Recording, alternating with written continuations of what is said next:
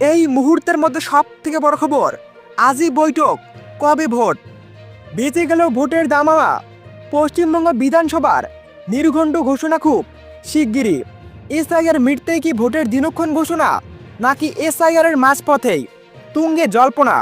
কারণ ইতিমধ্যেই বৃহস্পতিবার রাতে শহরে এসে পৌঁছেছে কেন্দ্রীয় নির্বাচন কমিশনের আরও একটি প্রতিনিধি দল। রাজ্যের মুখ্য নির্বাচনী আধিকারিক দপ্তর সূত্রে জানা গিয়েছে, শুক্রবারই রয়েছে বৈঠক। সেই বৈঠকে অংশ নিতেই বৃহস্পতিবার রাতে কলকাতা এসে পৌঁছেছেন নির্বাচন কমিশনের সচিব মধুসূদন গুপ্ত এবং electronical corporation of India limited এর সিনিয়র ডেপুটি জেনারেল ম্যানেজার পিসি মণ্ডল। এই কর্মশালায় রাজ্যের 24 জন জেলা নির্বাচনী আধিকারিককে উপস্থিত থাকবেন বলে জানা গিয়েছে। অন্যদিকে আজ থেকে ইভিএম এর ফার্স্ট লেভেল চেকিং প্রশিক্ষণও শুরু। আসন্ন 26-এর নির্বাচনের আগে প্রযুক্তি, প্রস্তুতি, ইভিএম পরীক্ষা এবং নিরাপত্তা সংক্রান্ত বিভিন্ন দিক নিয়ে বিস্তারিত আলোচনা হওয়ার সম্ভাবনা রয়েছে এদিনের বৈঠকে। আর এতেই উস্কে উঠেছে জল্পনা, তবে কি ভোটের দিনক্ষণ চূড়ান্ত হয়ে গিয়েছে, শুধু ঘোষণার অপেক্ষা? পশ্চিমবঙ্গ বিধানসভা নির্বাচনের সেই নির্ঘণ্ট ঘোষণা কি খুব শিগগিরই? এসআইআর মিটতে কি ভোটের দিনক্ষণ ঘোষণা?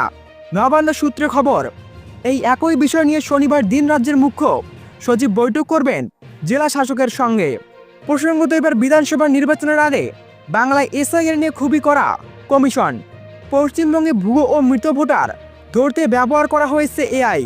নির্বাচন কমিশন ভারতে এই প্রথমবার এআই দিয়ে ভুয়ো ও মৃত ভোটার শনাক্ত করা হবে। ভোটার তালিকার ছবির মধ্যে মুখের সাদৃশ্য বিশ্লেষণ করে এআই সিস্টেম একাধিক স্থানে নাম রয়েছে এরকম একই ব্যক্তিকে শনাক্ত করবে। কমিশনের তরফে স্পষ্ট করে দেওয়া হয়েছে, কোথাও কোনো নিয়মের সঙ্গে আপোষ বরদাস্ত করা হবে না। ভোটার তালিকা স্বচ্ছ রাখতে বদ্ধপরিকর কমিশন। গণনা ও ফর্ম ফিল আপের পর যদি কোনো ভুয়ো বা মৃত ভোটার শনাক্ত করা হয়, তবে সংশ্লিষ্ট বুথের বিএলওরা তার জন্য দায়ী থাকবেন। এমনকি এসআইআর প্রক্রিয়া ভুল হলে রেহাই পাবেন না স্বয়ং রাজ্যের মুখ্য নির্বাচনী আধিকারিকও। বিএলও থেকে শুরু করে এআইআর জেলা নির্বাচনী আধিকারিক থেকে স্বয়ং রাজ্যের মুখ্য নির্বাচনী আধিকারিক সকলের বিরুদ্ধে কঠোর ব্যবস্থা নিতে পারে কমিশন যদি কোনো অনৈতিক কাজ করা হয়।